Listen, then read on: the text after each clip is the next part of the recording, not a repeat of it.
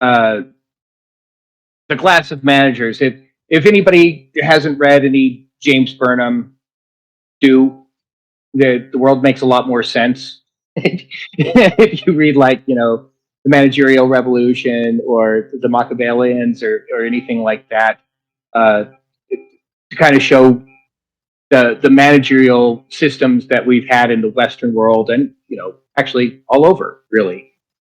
This has been tried in various flavors in a lot of ways, but also when we were going through that in the Cold War, it seems we had a better class of managers. I mean, do you disagree? No, I don't. I think we did have yeah, well, because the so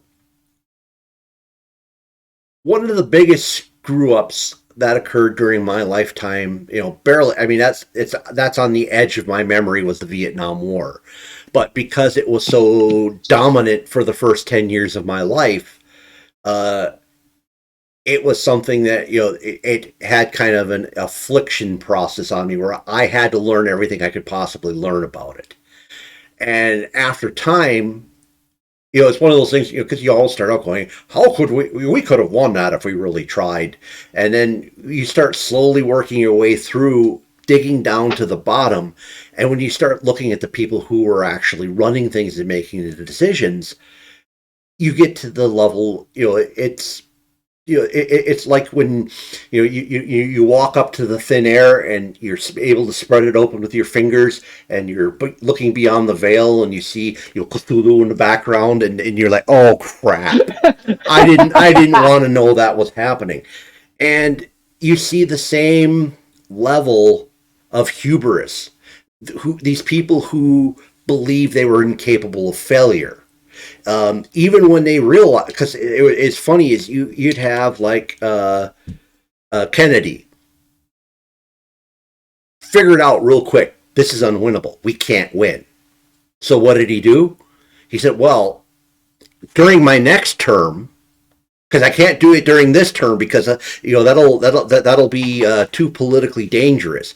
During my next term, we'll set up some kind of collaborationist government there, and we'll just kind of let it fall apart by essentially we'll let the South Vietnamese vote themselves into communism, and we'll just say, hey, we tried. But if you start looking at the decision makers who came up with that, you have several of them, who are just adamant throughout. Yes, we can do this. We can do this. We can do this. And all of a sudden, they reach a point where it's like, oh yeah, this is going to fail horribly. So what do we do differently? Well, we can't just leave. So we got to do this, and we got to do this, and we got to do this. And somehow, even though we can never quite win, we'll find a way to not lose. Mm-hmm. And then, of course, if you know your history, well, not losing looked a lot like losing. So, but I mean, and I did do a video on this book. It was well, it was meant to be a biography of one of Kennedy's and Johnson's major advisors. I forget, McBundy. And Okay. boy, it's just a painful read, because the guy at all points does not grasp what his decisions are doing to things. They just assume, well, this will somehow work out, and if that doesn't work out, we'll come up with a better answer. If we fail a little, we'll have an answer to that, and that just this never-ending optimism in their own ability to eventually come up with the right answer.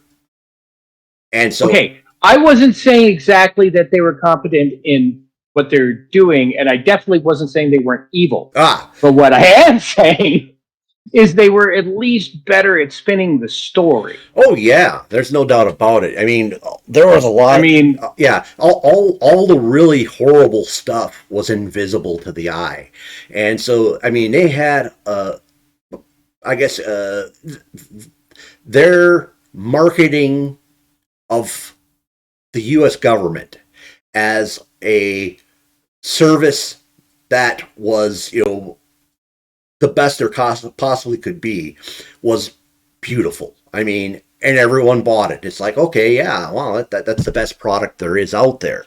They marketed it incredibly well. Once they started losing control of the message, we started seeing things as they really were. And I guess to a certain extent, it has a lot to do with where we're at in terms of, you know, I mean, if the internet wasn't there, would we be convinced that our current president was absolutely competent in making fantastic decisions, and every time he said something, the flag would be flapping in the background behind him, and but yeah, so yeah, I guess you're right on that level. Uh, it's always been there. They're just doing a really bad job trying to make themselves look good doing it anymore. Whereas back then, at least they had people bamboozled to a certain level. Yeah, yeah.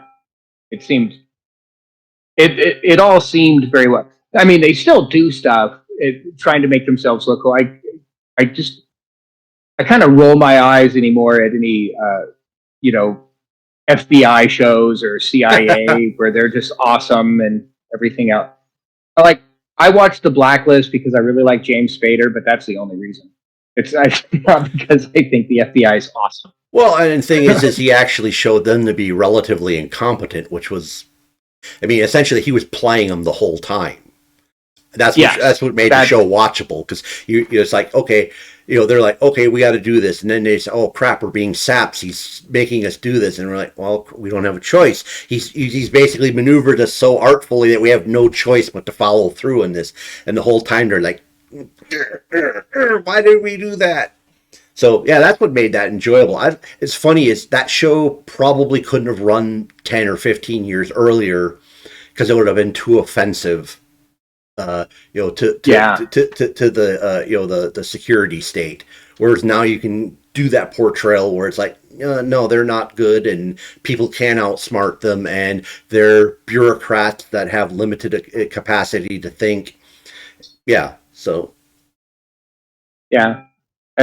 Now I have a weird fear if I ever meet James Spader that under no circumstances should I let him tell me an amusing story, because after that I will be shot. It seemed to be the trope. Oh, there was a great time I had in Milan, and this seemed to happen almost every other episode.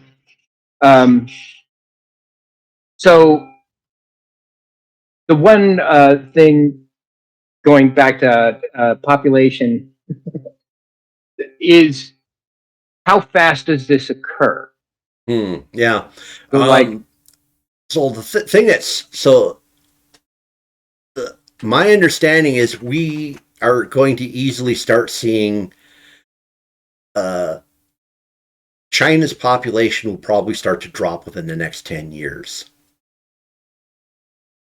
Yeah. In a way that, because the demographers who are basically on the implosion side said, that they were predicting the peak to be somewhere around now, and looking at the data, it looks like they peaked about 5 years ago.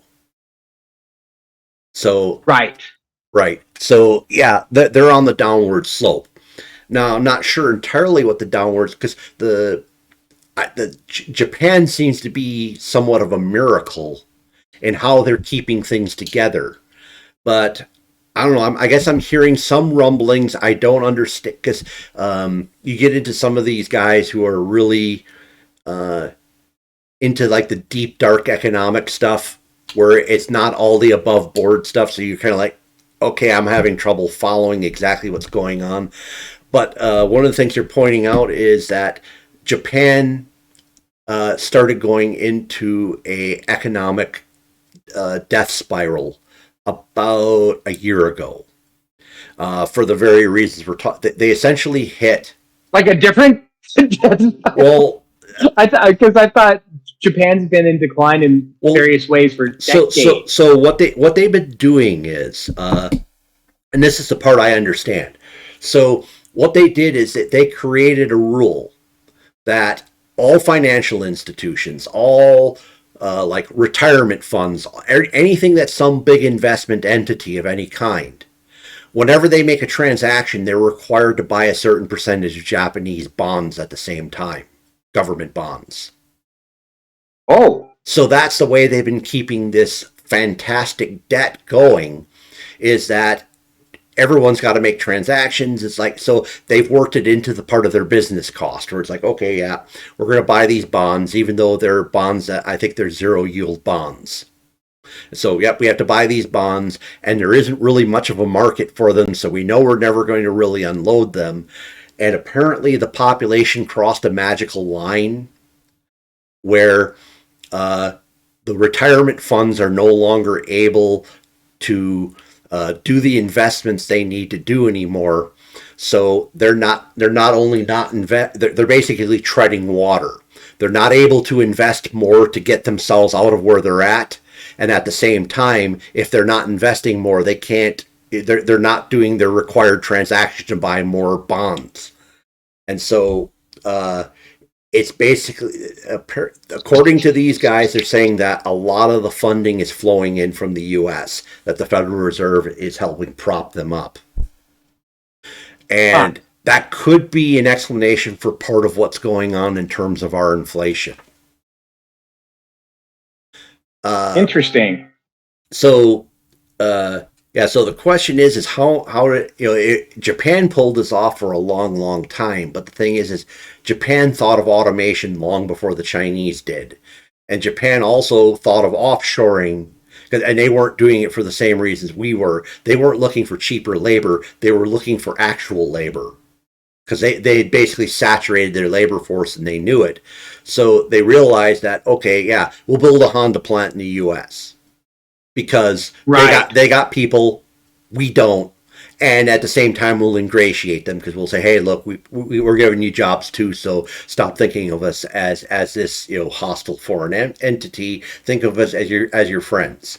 So that's where that went. But apparently, if what I'm hearing is correct, the jig in Japan is up on that, and they don't have an exit strategy. So apparently, the exit strategy is the Fed will keep pumping money into them until they figure out how to right themselves. Yay. Yeah, indeed. So yeah, so I don't think China can pull off the same thing when they realize they're going downhill. I mean, they aren't going to be building factories all over the world, especially since now they're not the, at least to the people who aren't in the globalist camp. China definitely isn't the friendly nation it seemed to be before, and even a lot of the globalists are starting to say, "Yeah, we kind of miscalculated here with China. It isn't turning out like we thought it would." So yeah, I don't see. I think China's decline is going to be a lot faster than Japan's was. Yeah. Yeah, I can definitely see that. Of course, unless they come up with a Solution. solution to their elders. Oh, this is I mean, and I really, really hope nothing like that happens. But boy, I can see it happening no. easily. I can see that happening way too easily.